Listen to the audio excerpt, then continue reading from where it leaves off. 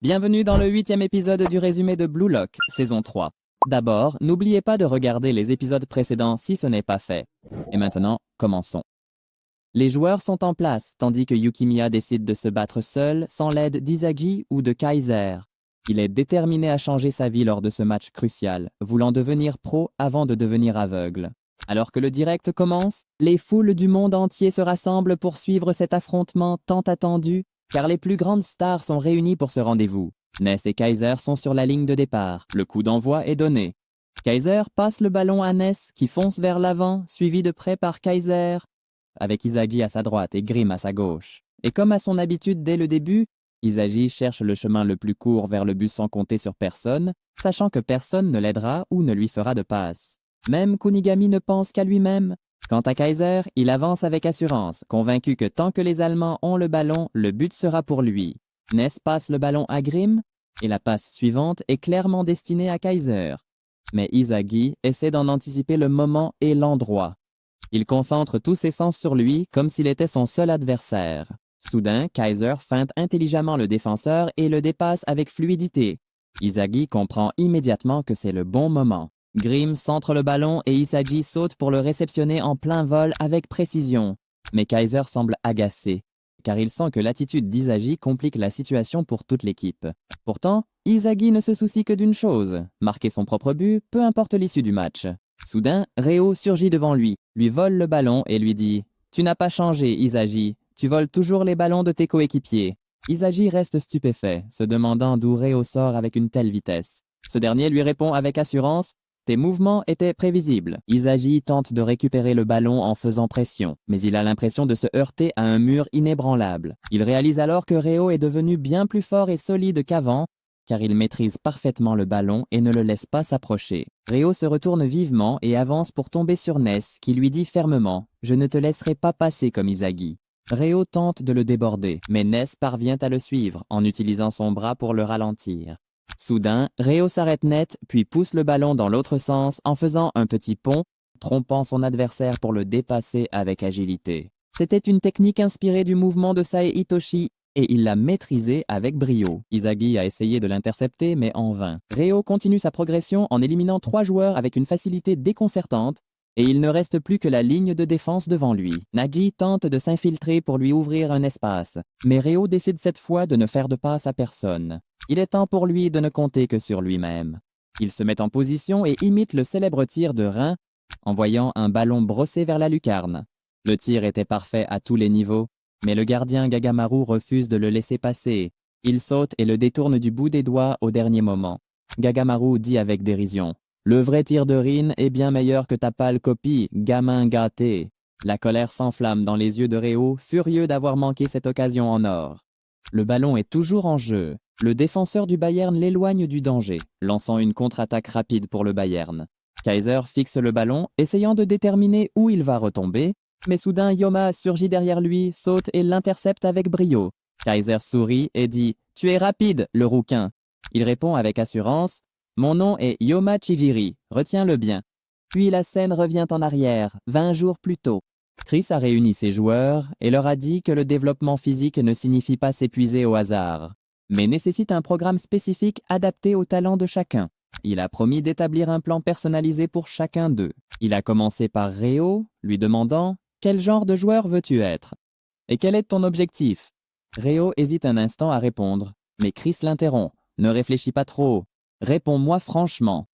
Je veux savoir comment tu vois ta version idéale et ce qu'il te faut pour l'atteindre. » Reo se tait quelques secondes, puis dit « Je veux être un attaquant capable de marquer seul. » Et contrôler le rythme du jeu à ma guise sans dépendre de personne d'autre. Nagi comprend alors que ces paroles lui sont spécifiquement adressées. Reo exprime son désir d'atteindre le sommet sans compter sur Nagi ou quiconque. Chris sourit. C'est un bel objectif qui mérite que tu donnes tout pour l'atteindre. Les autres joueurs rient, trouvant que cela ressemble à une salle de classe. Chris les réprimande. Se connaître et connaître ses convictions est la base de tout progrès. Le talent seul ne suffit pas, car chaque joueur traversera des moments difficiles. Et si tes convictions ne sont pas claires, tu perdras confiance. Le doute envahira ton esprit, et tu détruiras ton talent de tes propres mains sans clarté intérieure. Tu ne pourras pas surmonter les obstacles vers le sommet pour devenir le meilleur au monde.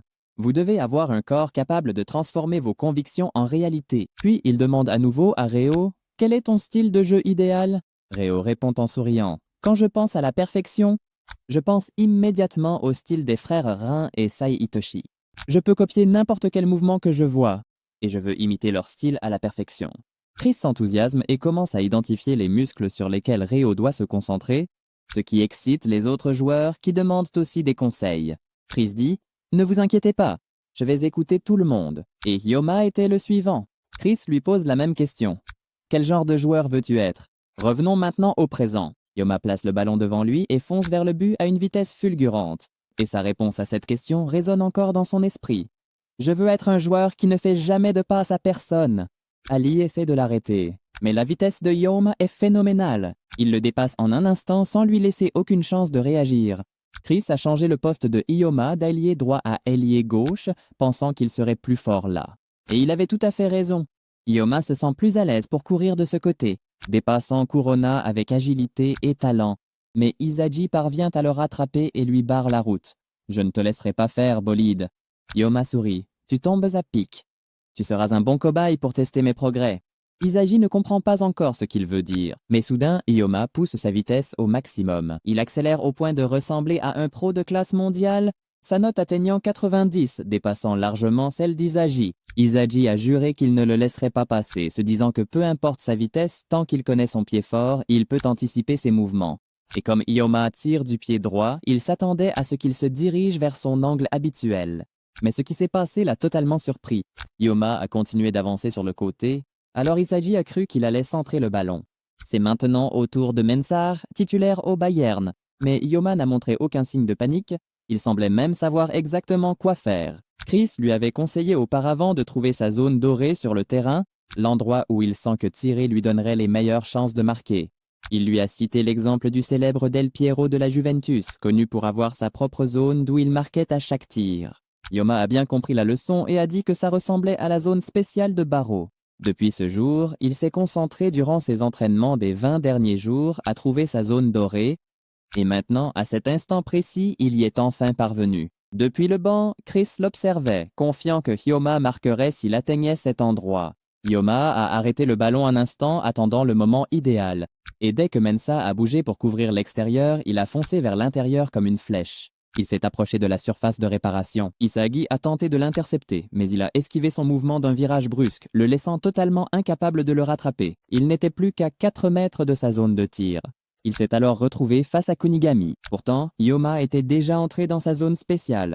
Et là, plus personne ne pouvait l'arrêter. Chris a compris que le but était désormais inévitable. Et en effet, Hyoma a battu Kunigami et a pénétré dans sa zone dorée. À ce moment-là, tout était absolument parfait. L'angle, la distance et le timing.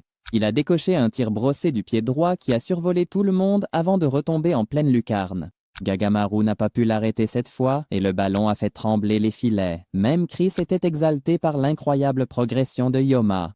Le score est désormais de 1-0 en faveur de Manchin City. Hyoma s'est tourné vers Izagi et ses coéquipiers et a dit d'un ton froid « Votre progression est bien trop lente, joueur du Blue Lock. Et c'est ici, les légendes, que je vais m'arrêter. » Restez à l'affût pour la suite des événements dans les prochains épisodes. Merci à tous d'avoir regardé et portez-vous bien.